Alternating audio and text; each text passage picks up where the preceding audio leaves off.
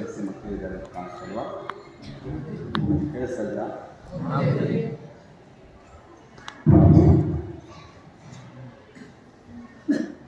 8th 9th 7th standard ಮಕ್ಕಳೆಲ್ಲರೂ ಕೂಡ ಆಗಲೇ ಪರೀಕ್ಷೆಗೆ ಹೋಗಿದ್ದಾರೆ. ಆದರೆ SSLC ಮಕ್ಕಳಿಗೆ ನಾಳೆ ಸಮಾನ ನೀವು ಪರೀಕ್ಷೆ ನಿರೀಕ್ಷೆ ಮಾಡ್ತೀವಿ ಯಾವಾಗ ಅಂತೇಳಿ. ಇವಾಗ ನಿರೀಕ್ಷೆ ಮಾಡ್ತಾ ಇದ್ದೀವಿ ಯಾವಾಗ ಮುಗಿತದೆ ಇನ್ನೊಂದು 18 ಗಂಟೆ ನಕ್ಷತ್ರಕ್ಕೆ ನೋಡಿದ್ರೆ ನಿಮ್ಮ ಎಲ್ಲ ಪರೀಕ್ಷೆಗಳು ಆಗುತ್ತೆ. ಈ ವರ್ಷದ ಶೈಕ್ಷಣಿಕ ವ್ಯವಸ್ಥೆ ಮುಕ್ತಾಯ ಆಗುತ್ತೆ. ಇವೆಲ್ಲ SSLC ಮಕ್ಕಳು ತಿಳಿದವರು ಮೈಂಡ್ ಬಾಡಿ ಎಲ್ಲ ಮೆಚ್ಚುಗೆಗಳ SSLC ಆದಮೇಲೆ ಏನು ಮಾಡಬೇಕು ಎಂಬ ಬಗ್ಗೆ ಚಿಂತನೆ ಮಾಡಬೇಕು. ಮುಂದುವರೆದ ಅಭ್ಯಾಸ ಮಾಡಬೇಕಾ ಅಥವಾ ಏನಾದರೂ ಕೆಲಸ ಮಾಡಬೇಕಾ ಅಥವಾ ಏನಾದರೂ ಸ್ಕಿಲ್ಲನ್ನು ಕಲ್ತ್ಕೊಳ್ಬೇಕಾ ಅಥವಾ ವ್ಯವಸಾಯ ಮಾಡಬೇಕಾ, ಇದರ ಬಗ್ಗೆ ನೀವೆಲ್ಲ ಯೋಚನೆ ಮಾಡ್ಕೊಳ್ಬೇಕು. ಎಲ್ಲ ಇದೆ. ಇವತ್ತು ನೋಡಿ, ಎಷ್ಟೇ ನೀವು ಪದವಿ ಗಳಿಸಿಕೊಂಡ್ರೂ ಕೂಡ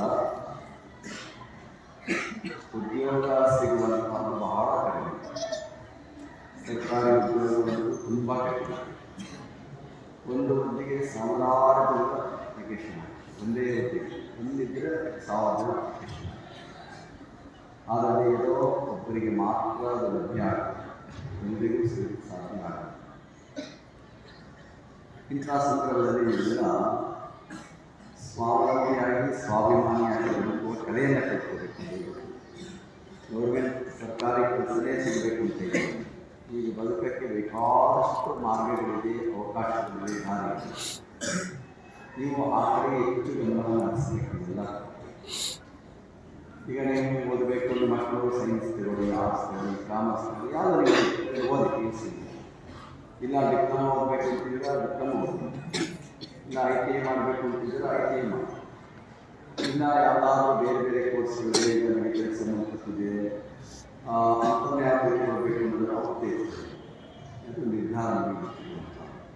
ಇಲ್ಲ ನನಗೆ ಒಂದು ಆಗೋದಿಲ್ಲ, ಏನು ಮಾಡಬೇಕು ಅನ್ನೋ ಪ್ರಶ್ನೆ. ಇದರ ಮಕ್ಕಳಿಗೆ SSLC ಆದಮೇಲೆ ಇದನ್ನೆಲ್ಲ ಸಾಕು ಕೊಡೋದು ಬೇಡ ಅನ್ನೋ ಮನಸ್ಸು ಬರ್ತದೆ. ಆದರೆ ಓದೋ ಮಕ್ಕಳು ಮಾತ್ರ ಮುಂದುವರಿತಾ ಹೋಗಬೇಕಾಗುತ್ತೆ. ನಿಮಗೆ ಎಷ್ಟು ಅವಕಾಶ ಇದೆಯೋ, ನಿಮಗೆ ಎಷ್ಟು ಶಕ್ತಿ ಇದೆಯೋ ಅದನ್ನು ಕೂಡ ಅಭ್ಯಾಸ ಮಾಡ್ತಾನೆ ಹೋಗಬೇಕಾಗುತ್ತೆ. ಇವತ್ತು ನೋಡಿ, ಅನೇಕ ಉದ್ಯೋಗಗಳು ಇವತ್ತು ತಿಳ್ಕೋಬೇಕು. ಒಬ್ಬ ಪ್ಲಂಬರು, ಆಮೇಲೆ ಒಬ್ಬ ಮೇಜರು, ಎಲೆಕ್ಟ್ರಿಷಿಯನು, ಇವರಿಗೆ ಯಾವಾಗಲೂ ಬೇರೆ ಉದ್ಯೋಗ ಆಯುರ್ವೇದ ಮಾತ್ರ ಯಾವಾಗ ಬೇಡಿಕೆ ಇದೆ. ಇವತ್ತೊಬ್ಬ ಒಳ್ಳೆ ಗಾಳಿ ಕೆಲಸ ಕೊಟ್ಟು ನಮಗೆ 1,000 ರೂಪಾಯಿ ಇನ್ನೂ ಚೆನ್ನಾಗಿ ಸಿಗಿದೆ ಅಂದರೆ ನಮಗೆ 1,500 ಮನೆ ಕೆಲಸ ಮಾಡಬೇಕು ಅಂತ ಎಷ್ಟು ಬೇಡಿಕೆ ಇದೆ. ಹಾಗೆ ನಂಬರ್ ಇಲ್ಲಿ ರಿಪೇರಿ ಮಾಡೋದು, ಬೈಕ್ ಹಾಕೋದು ಎಲ್ಲ ಮಾಡ್ತಾರಲ್ಲ, ಅದು ನಂಬರ್. ಅದು ಯಾವ ಇಂಜಿನಿಯರಿಂಗ್ ಕೂಡ ಅವನು ತನ್ನ ರಿಪೇರಿ ಮಾಡೋಕ್ಕಾಗಲ್ಲ, ನಿಮ್ಮ ಹತ್ರ ಹೋಗಿ ರಿಪೇರಿ ಮಾಡಿ ಅಷ್ಟು ಮಟ್ಟಿಗೆ ಅವಶ್ಯಕತೆ ಇರುವಂಥ ಇಂಥ ಅನೇಕ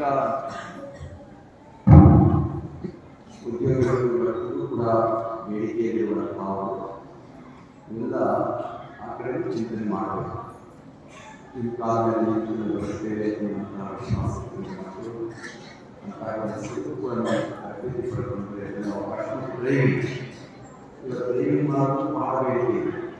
ಎಷ್ಟೋ ಕೃಷಿ ಮತ್ತು ಒಳ್ಳೆ ಡ್ರೈವರ್ಸ್ ಆ ಕಾರ್ಯಕ್ರಮದಲ್ಲಿ ಒಳ್ಳೆ ಡ್ರೈವರ್ಸ್, ಒಳ್ಳೆ ಡ್ರೈವರ್ ಆದ ಮತ್ತು ಬೇಡಿಕೆ ಬೇಕಾದಷ್ಟು ಅವಕಾಶಗಳು ಲಭ್ಯ ಆಗ್ತಾ ಇದೆ. ಕೂಡ ಗಮನ ಹರಿಸಬೇಕು. ಯಾರು ಮುಂದಿನ ಉನ್ನತ ವಿದ್ಯಾಭ್ಯಾಸ ಮಾಡಬೇಕು ಅನ್ನೋದು ಕೂಡ ನೀವು ಚಿಂತನೆ ಮಾಡಿ PUC ಮಾಡಬೇಕು, ಸೈನ್ಸ್ ಬೇಕು, ಸೈನ್ಸ್ ಓದಬೇಕು, ಆರ್ಟ್ಸ್ ಬೇಕು, ಕಾಮರ್ಸ್ ಬೇಕು, ಚಿಂತೆ ಇಲ್ಲ. ಸೈನ್ಸ್ ಬೇಕು ಒಳ್ಳೆಯ ಅವಕಾಶ ಇರ್ತದೆ. ಆರ್ಟ್ಸ್ ಬೇಕು ತುಂಬ ಕಡಿಮೆ ಇದೆ. ಕಾಮರ್ಸ್ ಇಟ್ಟರೆ ಬೇಕಾಗ್ತದೆ ಡಿಗ್ರಿ ಮಾಡಿ ಇದು ಮಾಡಿದಾಗ ನಾವು ಅನುಕೂಲ ಆಗ್ತದೆ. ಇದರಿಂದ ಅವನ್ನ ಮಾಡುವಂಥವ್ರು ಯಾರು ಮಾಡಿದ್ರು ಅದನ್ನು ಒಟ್ಟಿನಲ್ಲಿ ನೀವು ಕೆಲವು 1 ವರ್ಷ ಇರ್ಬೋದು, 2 ವರ್ಷ ಇರ್ಬೋದು, 3 ವರ್ಷ ಇರ್ಬೋದು, ಕೆಲವರು ನಿರ್ದಿಷ್ಟವೇ ಸೇರಿರುತ್ತೆ. ಕೆಲವರು 5 ವರ್ಷ ಮೇಲೆ ಈಗ ಇದೆಲ್ಲ ನೆನಪಿಸ್ಕೊಂಡಿರೋದ್ರಿಂದ ಮರಿಬೇಡಿ. ಯಾವ ಇಲ್ಲಿ ನೀವೇನು ಪ್ರಾರ್ಥನೆ ಮಾಡಬಹುದು, ಒಂದು ಶಿಸ್ತು ಗೊತ್ತಿರ್ಬೋದು, ನೀವು ತಂಡದ ಉತ್ಸಾಹ ಇರ್ಬೋದು, ಪರಸ್ಪರ ಗೌರವ ಅದೆಲ್ಲವನ್ನು ನೀವು ಮರಿಬಾರದು. ಇಲ್ಲಿ ನಿಮಗೆ ಇದ್ದಂತಹ ಸಂದರ್ಭದಲ್ಲಿ ಅನೇಕರು ಸ್ವಲ್ಪ ಬೈದಿರ್ತಾರೆ, ಶಿಕ್ಷೆ ಕೊಟ್ಟಿರ್ತಾರೆ, ಇದೆಲ್ಲವನ್ನು ತಪ್ಪಾಗಿ ಭಾವಿಸಬಾರದು. ಅದೇನಂತ ತಿಳ್ಕೋಬೇಕು, ನೀವು ಏನಂತ ತಿಳ್ಕೋಬೇಕು, ನನ್ನ ಒಳಗೆ ಮಾಡಿ ಯಾವಾಗ ನಿಮಗೆ ಹೋದಾಗ ಸಹಜ ಅನಿಸ್ತದೆ. ಆದರೆ ಮುಂದಿನ ಒಂದು ಸಂಸ್ಕೃತಿ ಜೀವನದಲ್ಲಿ ಮಾಡಿಸಲಿ ಅಂತ ಅನಿಸ್ತದೆ. ಅದರಿಂದ ಯಾರೇನು ಆಲೋಚನೆ ಮಾಡಬೇಕು ಒಳ್ಳೆಯದನ್ನು ಯಾವತ್ತೂ ಕೂಡ ಜೀವನದ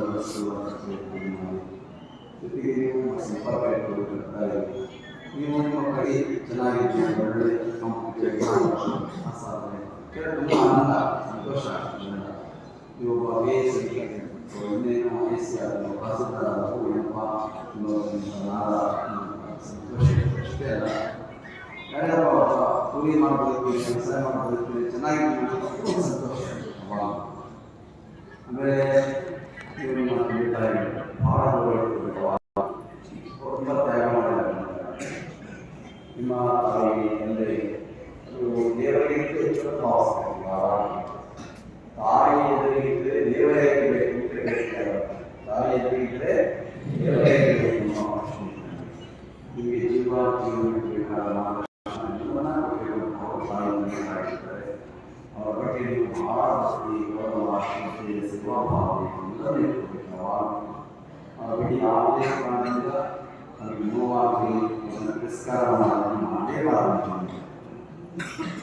ಮಾಡಲೇಬಾರದು. ಇಂತಹ ಪರಿಸ್ಥಿತಿ ಕೂಡ ಅವರನ್ನು ನೋಡಿಕೊಳ್ಳುವಂತಹ, ಅವರಿಗೆ ನಿರ್ಮಾಣ ಮಾಡುವಂತಹ, ಸೇವೆ ಮಾಡುವಂಥ ಅವಕಾಶ ನಮಗೆ ಅದನ್ನು ತಿಳಿದುಕೊಳ್ಳಿ. ಆ ಬಗ್ಗೆ ಗೌರವ ಹೋದಾಗ ಯಾರು ಗಾಳಿ ಮಾಡೋದಿಲ್ಲ, ಹಬ್ಬ ಮಾಡೋದಿಲ್ಲ, ನೀವು ಹೋಗಲೇ ಇಲ್ಲ, ನೀವು ಒಳ್ಳೆಯ ಕಾರ್ಯ ಆಗ್ತದೆ. ನಿಮ್ಮೆಲ್ಲ ಕಾರ್ಯ ಇನ್ನೋರಕ್ಕೆ ಸಂತೋಷ ಪ್ರಗತಿ ಬರುತ್ತೆ. ಅದರಿಂದ ಗೌರವವಾದ ಕೆಲಸವನ್ನು ಮಾಡಬೇಕು. ಹಾಗಾಗಿ ಯಾವತ್ತೂ ಕೂಡ ಪರವಾಗಿ ಬೇಸರಬಾರದು.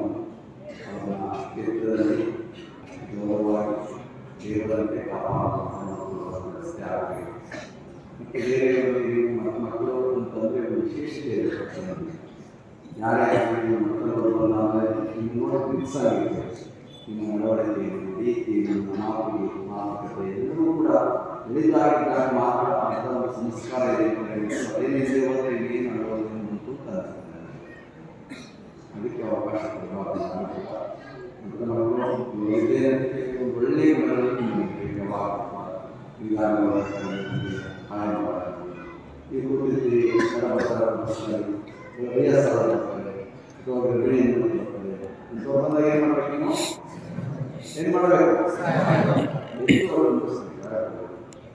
ಅದು ಕೊಟ್ಟಾಗ ನಿಮಗೆ ಸಮಾಜವನ್ನು ರೂಪಿಸ್ಕೊಳ್ಬೇಕು, ನಡೆಸ್ಕೊಳ್ಬೇಕು. ನಿಮ್ಮಲ್ಲಿ ಮಾತ್ರ ಮಟ್ಟದಲ್ಲಿ ಕೂಡ ಸಾಂಸ್ಕೃತಿಕ ಭಾವನೆ ನಿಮಗೆ ಬೇಕಾಗಿದೆ. ಹೆಚ್ಚು ಮಾತನಾಡೋಲ್ಲ ಮತ್ತೆ ಜೀವನದಲ್ಲಿ ಪ್ರಾರ್ಥನೆ ಮಾಡಬೇಕು. ಇಂತಹ ಸಂದರ್ಭದಲ್ಲಿ ಕೂಡ ಒಂದು 10 ನಿಮಿಷ ಪ್ರಾರ್ಥನೆ ಮಾಡಬೇಕು. ಜೀವನದಲ್ಲಿ ಅದನ್ನು ವ್ಯಕ್ತ ಮಾಡಬೇಕು. ಆಮೇಲೆ ಊಟ ಮಾಡಬೇಕಷ್ಟೇ. ಒಂದು ಚಿಲ್ಬೇಡಿ ಜಿಲ್ಲೆ ನೀವು ಮದುವೆ ಊಟ ಮಾಡಿ ಗೃಹ ಪ್ರವೇಶವನ್ನು ಮಾಡಿ ಒಂದೆರಡನ್ನು ಕೂಡ ಚೆನ್ನಾಗಿ ಅದು ತುಂಬ ಅಷ್ಟು ಸುಲಭ ನೀರು ಎಣಕಿಸಿ ಇವೆಲ್ಲ ಸಂಸ್ಕಾರ ಅದನ್ನು ಈಗಲೇ ಎಲ್ಲ ಗೌರವಿಸುವ ಕೆಲಸ ಮಾಡಬೇಕು. ಅದು ಯಾವುದನ್ನು ವ್ಯಕ್ತ ಮಾಡಬಾರ್ದು, ಅದೊಂದು ಸಂಸ್ಕಾರ ರೂಢಿಸ್ಕೋಬೇಕು. ದೀವಾರು ಮತ್ತು ನಿಮ್ಮ ಶಿಕ್ಷಕರ ಬಗ್ಗೆ, ನಿಮ್ಮ ವಾರ್ಡನ್ ಬಗ್ಗೆ ಯಾವಾಗ ಗೌರವ ಕೊಡಬೇಕು. ಯಾವಾಗ ಇಂಗ್ಲೀಷ್ ನೋಡೋಣ ಯಾವಾಗ ಏನೇ ಏನೇ ತೊಂದರೆ ಆಗಬೇಕು ಎಲ್ಲವನ್ನೂ ನೋಡ್ಕೊಳ್ತಾ ಇರ್ತಾರೆ. ಶಿಕ್ಷಕರು ಪಾಠ ಮಾಡ್ತಾರೆ, ಏನೋ ವ್ಯತ್ಯಾಸ ಮಾಡ್ತಾರೆ. ಆದರೆ ಅದೆಲ್ಲ ಶ್ರಮ ವಹಿಸಿ ಮೊದಲಿಗೆ ಮಾಡಿದ್ದಾರೆ. ಮತ್ತು ನಿಮ್ಮ ತಲೆಲ್ಲ ಸೇವೆ ಮಾಡೋದು, ಎಷ್ಟು ಜನ ಹುಡುಗಿಯರು ಎಲ್ಲ ಕೆಲಸ ಮಾಡ್ತಾರೆ. ನಿಮಗೆ ತಿಳಿ ಮಾಡ್ತಾರೆ, ಕೆಲಸ ಮಾಡ್ತಾರೆ ಅಲ್ವಾ. ನಿಮಗೆ ಶನಿವಾರ ತಿಳಿ ಮಾಡಬೇಕು, ರಾತ್ರಿ ಮಾಡಬೇಕು, ಈಗ ತತ್ವ ಮಾಡಬೇಕು. ಎಲ್ಲರಿಗೂ ಕೂಡ ಮೈ ಭಾವನೆ ಅನಿಸ್ಕೋಬೇಕು. ಕೂಡ ಕೃತಜ್ಞತಾ ಭಾವನೆ ಕೃತಜ್ಞತೆ ಅಂದರೆ ಮೈದೇ ಒಳ್ಳೆಯದು ಮಾಡಿದ ಮೈ ಭಾವ. ಕೃತಜ್ಞತೆಯನ್ನು ಮಾಡಿದ ಮರೆಯದೇ ಕೃತಜ್ಞತೆ. ನಾವು ಕೃತಜ್ಞರಾಗ ಏನಾಗುತ್ತೆ ಕೃತಜ್ಞತೆ ಇರಬಾರ್ದು. ಕೃತಜ್ಞತೆ ಅಂದರೆ ಮರೆಯಬಾರದು. ಕೃತಜ್ಞನಾದ ಮರೆಯಬಾರದು. ಅದರಿಂದ ಅರ್ಥವಿಸ್ಕೊಳ್ಳಿ. ಎಲ್ಲರ ಬಗ್ಗೆ ಪ್ರೀತಿ ಇಟ್ಕೊಳ್ಳಿ, ಸಂಪರ್ಕ ಇಟ್ಕೊಳ್ಳಿ. ಪ್ರತಿ ವರ್ಷ ಸಮಾವೇಶ ಇರ್ತದೆ, ಅದನ್ನು ಭಾಗವಹಿಸಿ ರಾತ್ರಿಗಳಲ್ಲಿ ನೀವು ಭಾಳ ಚೆನ್ನಾಗಿ ಬರೋದಿಲ್ಲ. SSLC ಆದ ತಕ್ಷಣ 95 ಭಾಗ ಇರೋದು ಎಲ್ಲರೂ ಬೇರೆ ಬೇರೆ ಕಡೆ ಸಿಗ್ತಿರ್ತೀವಿ. ಅಲ್ಲ ನೋಡ್ತಾ ಇರೋದು ಯಾವ ವರ್ಷ ನೋಡ್ತಾ ಇರೋದಿಲ್ಲ. ಅದರಿಂದ ನೀವು ಹೋಗಿ ಎಲ್ಲೇ ವರ್ಷಕ್ಕೆ ಒಮ್ಮೆ ಬರುವಾಗ ಕೆಲಸ ಮಾಡಿ ನೋಡಿ ಸಂತೋಷಪಡಿ. ಈಗಲೂ ಕೂಡ ಹಲವು ಬರ್ತಾ ಇರ್ತಾರೆ. ಮುಂದಾಗ ಕರ್ಕೊಂಡು ನೀರಾಗಿದೆ, ಇನ್ನೂ ಹೋಗ್ತಿದೆ, ನೀರಿದೆ ಅಲ್ಲಿ ಜ್ಞಾಪಕ ಮಾಡ್ಕೊಳ್ತಾ ಇರ್ತಾರಲ್ಲ. ಸಂಘದ ಕಾರ್ಯಕ್ರಮಗಳಿಗೆ ಅದನ್ನು ಭಾಗವಹಿಸಿ ಆದಷ್ಟು ಜಾತ್ರೆಗೆ ಬನ್ನಿ, ಇಲ್ಲ ಸಂಘಗಳ ಬನ್ನಿ. ಯಾವಾಗ ವರ್ಷದ ಒಂದು ಸಾಧ್ಯ ಆದರೂ ಬರೋದಕ್ಕೆ ಪ್ರಯತ್ನ ಒಳ್ಳೆಯಬೇಕು. ಬರೀಬಾರದು ಒಳ್ಳೆ ಇಟ್ಕೊಳ್ಳಿ. ಒಟ್ಟಿನಲ್ಲಿ ನಿಮ್ಮ ಒಳ್ಳೆಯತನ ನಡೆಸ್ಕೊಳ್ಳಿ. ಒಳ್ಳೆಯ ವ್ಯಕ್ತಿಗಳಾಗಬೇಕು. ನಿಮ್ಮ ಹೃದಯದಾಗಿ ಒಳ್ಳೆಯ ಮಕ್ಕಳಾಗಿ, ಸಮಾಜದ ವ್ಯಕ್ತಿಗಳಾಗಿ, ಈ ನಾಡಿನ ಕೀರ್ತಿಸಿರುವ ವ್ಯಕ್ತಿಗಳಾಗಿ ನಾನು ಶಿಕ್ಷಣ ಏನು ಅಯ್ಯೋ ನಮಗೆ ಕೂತು ಬಿಡ ಆಯ್ತು. ನೀನು ಯಾವ ವಾದನ ಕೇಳೋದಿಲ್ಲ, ಮೇಷ ಕೇಳೋದಿಲ್ಲ, ಯಾವ ತಿಳ್ಕೊಬೇಡ. ನಿಮಗೆ ಕೇಳಬೇಕು. ಇದುವರೆಗೂ ಕೇಳೋದಿರ್ತಾರೆ, ನಿಮಗೆ ನೋಡೋದಿರ್ತಾರೆ.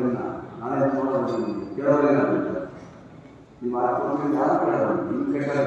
ಆದರೆ ಆ ಟೈಮಲ್ಲಿ ನಿಮಗೆ ನೀವೇ ಶಿಕ್ಷಕರಾಗಿ ನಿಮಗೆ ನೀವೇ ವಾದ ಮಾಡಿ ಆ ರೀತಿಯವಾಗಿ ಸ್ವತಂತ್ರ ಸ್ವಚ್ಛತಾಗಿ ಆ ನಂಬಿಕೆ ಹೋಗಬೇಕಾದ ಸಂಸ್ಕಾರ ಇರುತ್ತೆ.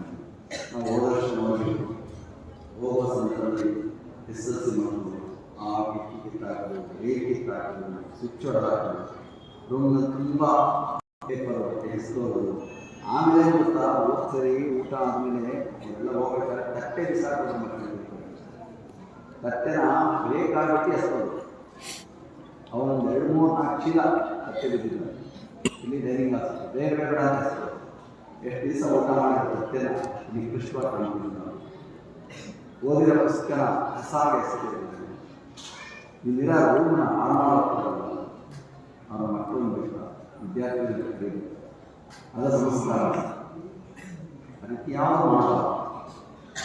ಒಳ್ಳೆಯದನ್ನು ಈ ವಸ್ತುನು ಕೂಡ ಗೌರವಿಸಿದ್ದೀವಿ. ಕೊಡಿಸಿದ್ದಾರೆ. ನಾನು ಎಷ್ಟೋ ದಿನ ಹೇಳ್ತಾರೆ, 35 ತಟ್ಟೆ ಒಂದು ಪೆಟ್ಟಿಗೆ ಅವರ ಪ್ರತಿಮೆಯನ್ನು ಅಸಹ್ಯ ವಹಿಸಬಾರದು. ಅದರ ಬಗ್ಗೆ ತಿರಸ್ಕಾರ ಮಾಡಬಾರದು. ಚೆನ್ನಾಗಿದೆ. ಅದಕ್ಕೆ ಯಾವುದೇ ತೊಂದರೆ ಆಗಬಾರದು. ಮುಂದಾದ ಬರ್ತದೆ ಅವರಿಗೆ ಸಿದ್ಧವಾಗಿರಬೇಕು. ಅವಾಗ ನಿಮ್ಮ ಪತ್ರಿಕೆಗಳಲ್ಲಿ ಯಾವ ಮಾಡಬಾರ್ದು. ನಿಮ್ಮ ನಿಮ್ಮ ಹತ್ರ ಅಲ್ಲೇ ಆಗಲಿ ಮಾಡಬಾರ್ದು. ಮಕ್ಕಳನ್ನು ನಾನು ಹೋಗ್ಬೇಕಾದ್ರೆ ಎಲ್ಲ ಮಾಡಿ ಹೋಗ್ಬೇಕಾದ್ರೆ ಅಷ್ಟೇ ಶಿಸ್ತಿನಿಂದ, ಅಷ್ಟೇ ಪ್ರೀತಿಯಿಂದ, ಭಕ್ತಿಯಿಂದ ನೀವು ಹೋಗಬೇಕು. ತಿರಸ್ಕಾರ ಕೂಡ ಮರೆಯಬಾರದನ್ನ ಹಿಂದಿನ ವಿದ್ಯಾರ್ಥಿಗಳಿಗೆ ಆಗಬೇಕು. ನೀವು ಉತ್ತಮ ವಿದ್ಯಾರ್ಥಿಗಳಾಗಬೇಕು. ಶಿಸ್ತಿಟ್ಕೊಳ್ಬೇಕು. ಜೀವನದಲ್ಲಿ ಅದನ್ನು ರೂಢಿಸ್ಕೊಳ್ಳಿ. ಆನಂತರ ಪರೀಕ್ಷೆಗಳೆಲ್ಲ ನಾನು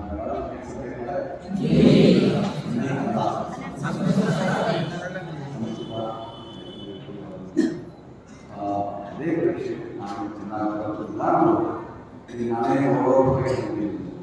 ನಾನು ಈಗಲೂ ಸಂತೋಷದಿಂದ ಒಂದು ಸಲ ನಾವು ನಾಳೆ ತಿಳ್ಕೊಳ್ಳಿ, ನಾಳೆ ನಿಮಗೂ ಓದೋದೇ ಬೆಳೆಯುತ್ತೆ, ನಾಳೆ ಓದಬೇಕು ಅಂತಿರ್ತೀನಿ, ನಾಳೆ ಹೆಚ್ಚು ಓದಬೇಕು ನಾನು ಅಂತಿರ್ತೀನಿ. ನಾಳೆ ಪರೀಕ್ಷೆ ಓದೋದು ಬೇರೆ ಬೇರೆ ಪುಸ್ತಕಗಳನ್ನು ಓದೋಕ್ಕೆ ಅವಕಾಶ ಇದೆ. ಕಾದಂಬರಿಗಳನ್ನು, ಜೀವನ ಚರಿತ್ರೆಗಳನ್ನು, ದೇಶಭಕ್ತರ ಚರಿತ್ರೆಗಳನ್ನು ಒಳ್ಳೆಯ ಬೇರೆ ಮನಸ್ಸು ಒಳ್ಳೆಯ ಭಾವನೆ ಬರಬೇಕು. ಅವರೆಲ್ಲ ಉಳಿಸಿಕೊಳ್ಳಿ. ನಾಳೆಯಿಂದ ಕನಿಷ್ಠ ಪಕ್ಷ 2-3 ಗಂಟೆ ಅಭ್ಯಾಸ ಮಾಡಿ ಮಾಡಲೇಬೇಕು. ತಿಳ್ಕೊಬೇಡಿ. ಇನ್ನೂ ನೀವು ಜವಾಬ್ದಾರಿ ತಗೋಬೋದು. ಪ್ರತಿ ದಿವಸ ಪ್ರಾರ್ಥನೆ ಮಾಡೋದು ಮೊದಲೇ ಕೊಡಿ. ಎಲ್ಲರಿಗೂ ಕೇಳಿದ್ದರು ದೇಶಕ್ಕೆ